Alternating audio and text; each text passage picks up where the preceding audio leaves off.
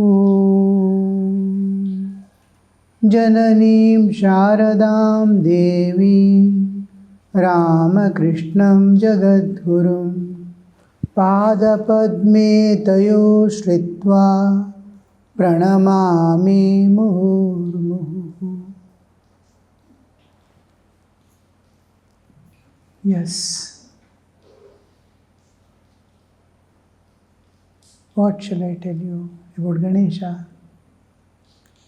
Various aspects of Ganesha have been presented in various ways. You all know about the Puranic understanding we have. Who is Ganesha, father, mother, and all that. That is very common understanding which I will not touch now. We will go to the philosophical understanding of what Ganesha is in reality, and when we enter into the spiritual world from the religious world, how we view Ganesha. When we come to the Atharva Shirsha of Ganesha, he has been described as Tvam Gunatrayatitaha, Tvam Kalatrayatitaha, Tvam Avasthatrayatitaha, beyond all that you can understand. There are two existences, the absolute existence and the whole of the relative existence. The universe and the absolute existence in which innumerable universes appear and disappear, time and again. Ananta Koti Brahmanda appearing and disappearing. In which it appears and disappears, each universe, all the universes, is Brahman, the absolute existence, where after the emergence of our universe, nothing exists. Whole Akhanda Sachidananda Sagara, a ocean of bliss and bliss alone, without a duality, Dvaita Hina, Advaita Vastu will be remaining. That is identified with Ganesha, because Ganesha is an entity which we conceive as a thing which retains a system and makes a system smoothly move. Suppose there is an engine. To keep it in its state of working, the purpose for which it has been designed, and to move it smoothly. Now, you can compare Ganesha with oil and grease. How smoothly everything moves on, without any obstruction. Whenever we find any obstruction, we put a little oil. It smoothly starts running again. So, whole universe, if you see, apart from the absolute, to remain the absolute in absolute condition, when nothing else is there, there is Ganesha. Pervading it as the Brahman itself. Sachidananda Sagara, as Sachidananda Sagara is maintaining. Just like we have water. Water, there is a surface, and there is surface tension. Slowly you can keep a needle on it. It will stand, because surface tension is there. If you disturb, it moves up and down to come back to its state of rest, equilibrium. What makes that to come back to equilibrium is called Ganesha. Everywhere smooth. Look at the world. How beautifully stars and movements of all planets, whole system, whole universe is in constant flux of, constantly changing flux. That how it is maintaining the whole thing, you see, with absolute perfection. So that is the power which is maintaining all that. Look at the plant, how it grows. How it grows smoothly, how the flowers emerge, how fruits are formed, how seed is formed, trees will go away, Again, the tree is to be made back into the soil, and seed is there to regenerate the vegetation and keep the vegetation alive. Everywhere you see Ganesha at every level of existence. So when we come to our spiritual life, for our smooth running of spiritual life, because whenever we enter into spiritual life, there are two aspects. One is our secular life must go on smoothly without disturbing my spiritual life, and spiritual life must go on smoothly without disturbing my secular life. The two streams, parallel streams, must move smoothly like railway track, and we are the vehicle, train on which we move on the two tracks smoothly towards our goal of realization of God, transcendence of this nature. Everywhere you see.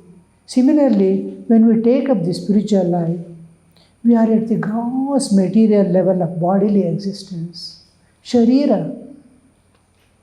शरीर बन के रहते हैं हम लोग इस दुनिया में. To think of the transcendental reality, the absolute existence, or even the simple divinity is so difficult, being body. So bodily demands forces us to come down. Some power must be there. Power, I am divine within, covered by so many layers because of the karmic load we are carrying.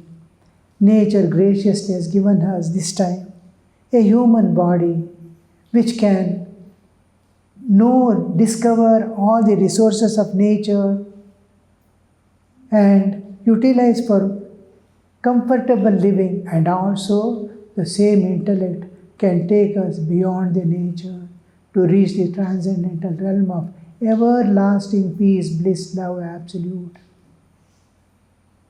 So this we see everywhere.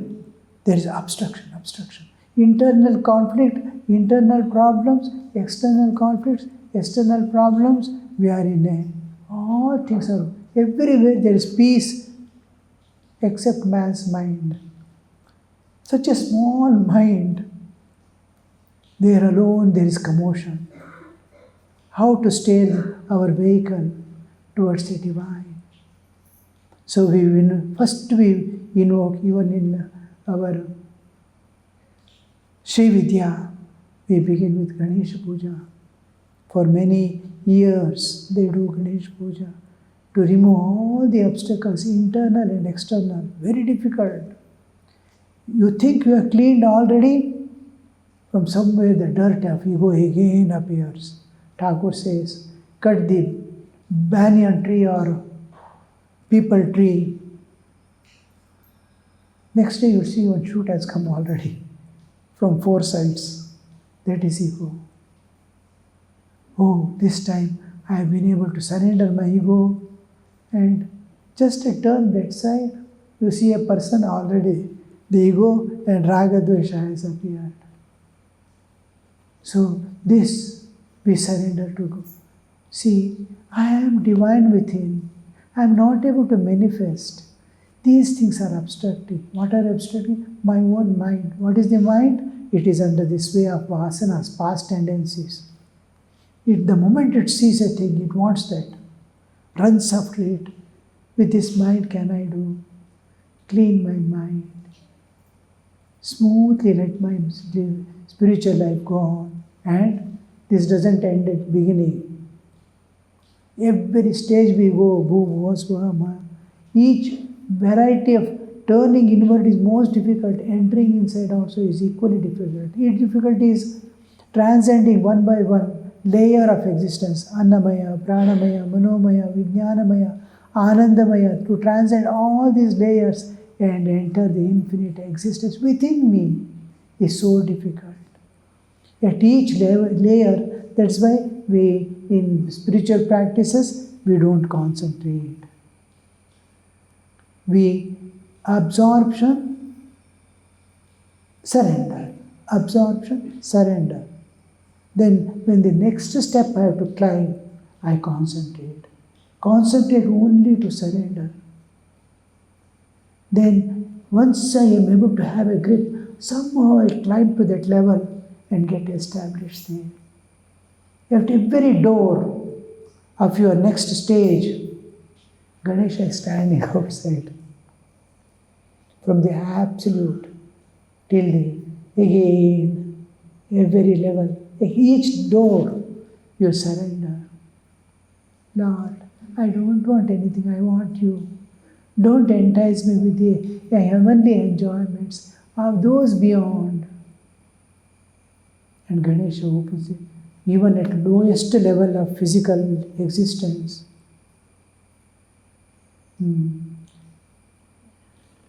His mother, Parvati, keeps him at the gate. Because to reach Vishnu, we have to go to the heart level, Anahata chakra. The jiva is always under three lower chakras, Mooladhara, Swadhisthana, Manipura. Tamas, sleep and this one, enjoyments, and then food and clinging to life. Only these three layers. It never comes to the Anahata to see the divine. So it moves three layers, Jagra, Swapna, Sushupti, it goes on to enter into the next layer. Surrender, surrender, surrender, pray. Then it opens up.